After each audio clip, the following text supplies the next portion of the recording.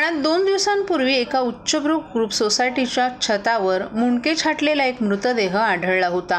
ही घटना समोर येताच ठाण्यात एकच खळबळ उडाली होती।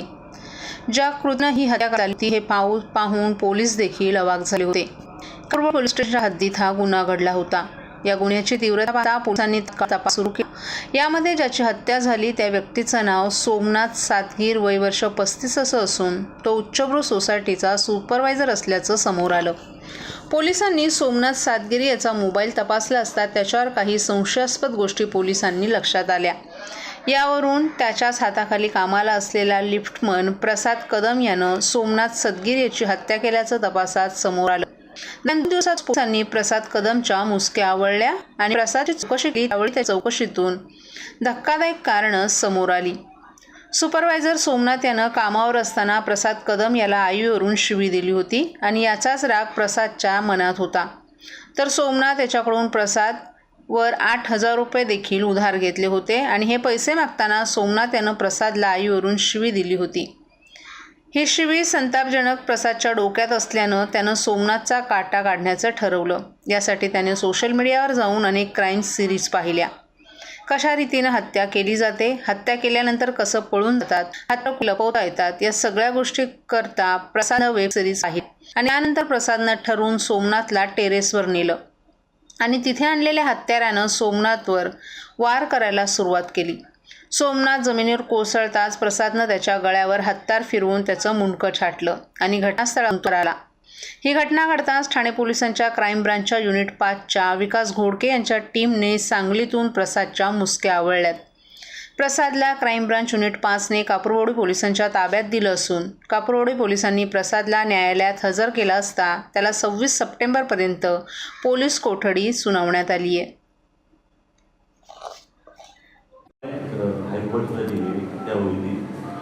आरोपी को पकड़ा गया है, क्या इसमें सामने किस वजह से उन्होंने हत्या की? इसमें आरोपी को कल हमने अरेस्ट किया है। अभी उसका पीसीआर जो है पुलिस कस्टडी रिमांड उसका वो 26 तारीख तक है। अभी जो प्राइमरी इन्वेस्टिगेशन हुआ है उसमें वहाँ पे जो सुपरवाइज़र जो था जिसमें जो मयत है उसका और उसका 4-5 बार झगड़ा हुआ था आरोपी और मयत का। उसमें उसने जो पैसे भी उधार दिए थे तो पैसे भी वापस करना बाकी था और वहाँ पे 2-4 बार उसने गाली गलौज किया था। इसकी वजह से उसने मारा। अभी तक ये प्राइमरी इन्वेस्टिगेशन में निष्पन्न हुआ है।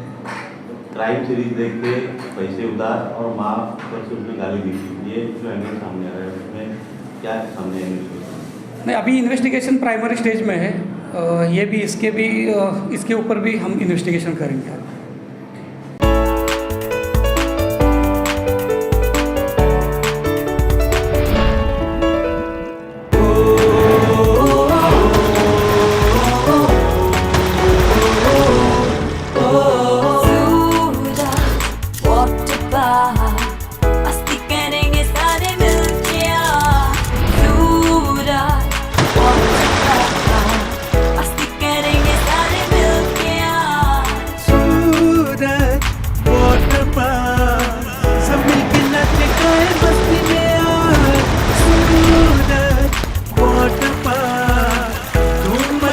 सब मिलके आज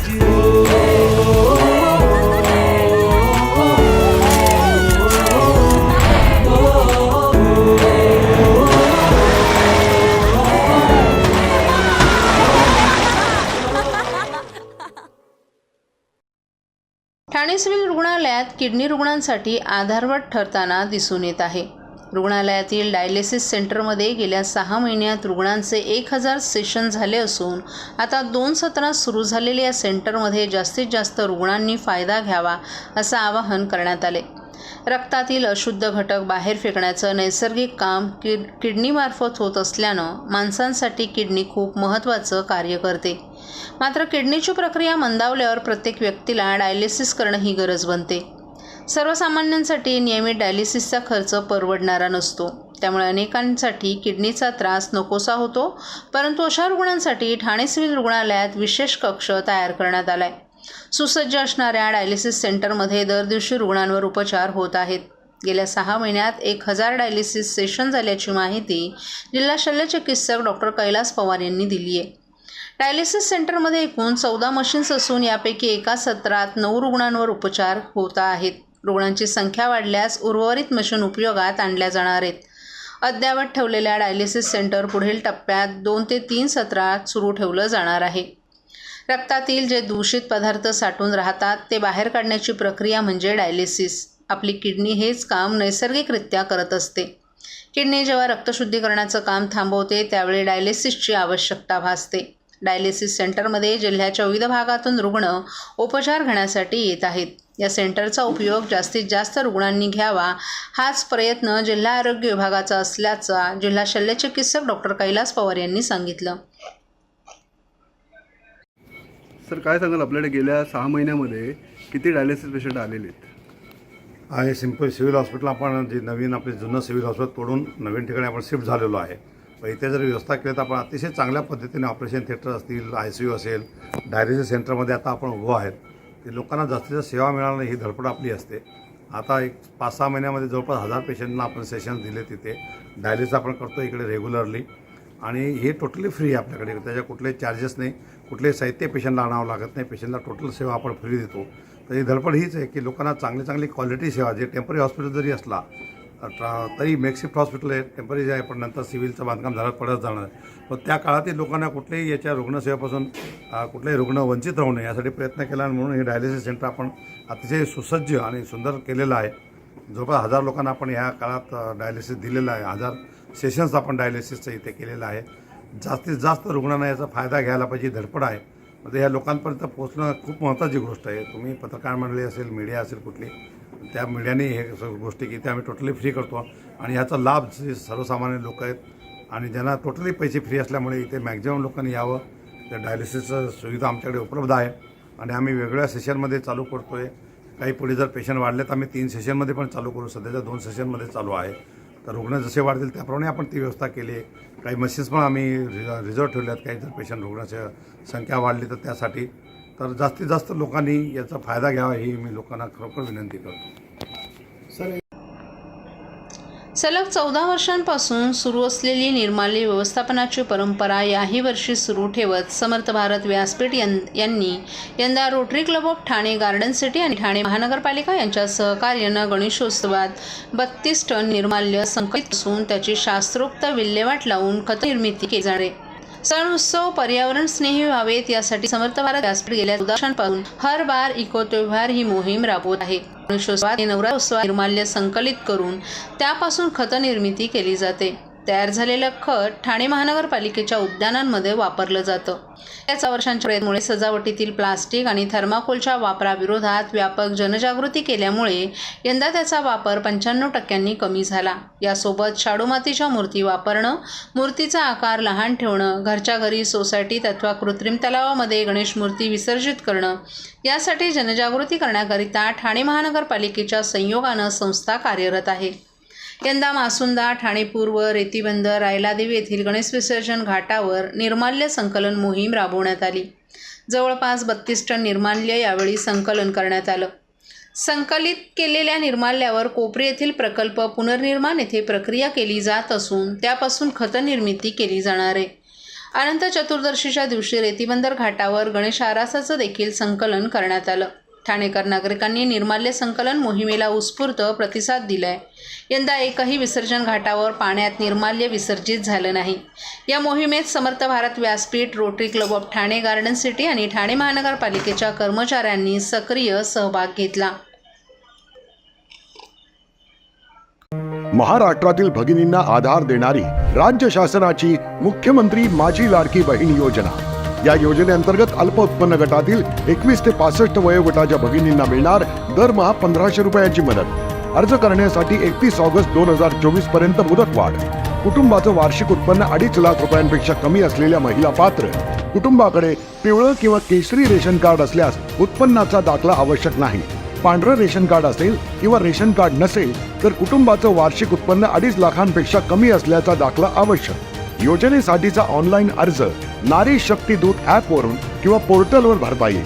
ज्या भगिनींना ऑनलाईन अर्ज भरता येत नसेल त्यांच्यासाठी अंगणवाडी, ग्रामपंचायत, वॉर्ड ऑफिस, सेतू सुविधा केंद्रामध्ये किंवा आशाताई बचत गटाच्या CRP यांची मदत उपलब्ध. आता आपल्याला अभिमानानं म्हणता येईल, सुखी आणि सुरक्षित आहे माझी लाडकी बहीण.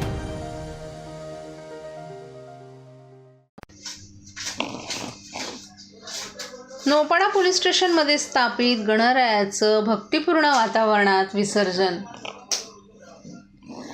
ठाण्यातील नौपाडा पोलीस स्टेशनच्या वतीनं दरवर्षीप्रमाणे यंदाही गणरायाची स्थापना मोठ्या उत्साहात करण्यात आली होती.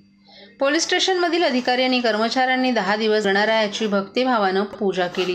विशेष म्हणजे ड्युटीवर कार्यरत असलेल्या नौपाडा पोलिसांनी नेहमीप्रमाणे आपल्या बाप्पाचं विसर्जन अनंत चतुर्दशीच्या दुसऱ्या दिवशी भक्तिमय वातावरणात केलं आहे. या वर्षीच्या मिरवणुकीत मोठ्या प्रमाणात बँजो पथकांचा सहभाग दिसून आला. मिरवणुकीचं मुख्य आकर्षण पोलीस स्टेशनच्या कर्मचाऱ्यांचा आनंद आणि उत्साह होता, ज्यांनी आपल्या बाप्पाला निरोप देण्यासाठी जल्लोष केला. विसर्जनाच्या दिवशी पोलिसांनी आपली कर्तव्य पार पाडत विसर्जन सोहळा शिस्तबद्ध पद्धतीनं पूर्ण केला. गणेशोत्सवादरम्यान पोलीस स्टेशननं सुरक्षेच्या दृष्टीनं विशेष बंदोबस्त ठेवला होता. विसर्जन सोहळ्यानंतर पोलिसांनी आपल्या नियमित कर्तव्यांवर परतताना एकमेकांचं अभिनंदन केलं आणि गणरायाला पुढच्या वर्षी लवकर येण्याचं निमंत्रण दिलं. गणेश स्थापना होत असते आणि मागील 23 वर्ष जी परंपरा चालू आहे ती याही वर्षी या नौपाडा पोलीस स्टेशनला गणपती बसवलेला होता आणि 10 दिवस पूर्ण सर्व अधिकारी व कर्मचाऱ्यांनी रोज सकाळ संध्याकाळ आरती करून त्या गणेशाची पूर्ण सेवा केलेली आहे. यावेळेस 11व्या दिवशी विसर्जन असल्यामुळं पोलीस स्टेशनच्या सर्व कर्मचाऱ्याला त्यामध्ये 5 दिवस विसर्जन बंदोबस्त करावा लागला. 1-1.5 दिवसाचा, 5 दिवस, 6 दिवस, 7 दिवस आणि 11व्या दिवसाचा. त्यामुळं पोलीस स्टेशनचा दरवर्षी जो विसर्जन असतं हे मेन विसर्जन झाल्यानंतर असतं आणि त्याप्रमाणे आपण नौपाडा पोलीस स्टेशनचा राजाचं विसर्जन करण्यासाठी 5 वाजता शांततेत मिरवणूक काढलेली आहे. त्यामध्ये सर्व कर्मचारी, महिला कर्मचारी यांना अतिशय उत्स्फूर्तपणे भाग घेतलेला आहे आणि या माध्यमातून सर्व कर्मचाऱ्यांवरचा एक ताणतणाव पण मुक्त होऊन जातो आणि ते उद्यापासून परत आहे त्या जोमानं कामाला लागतात.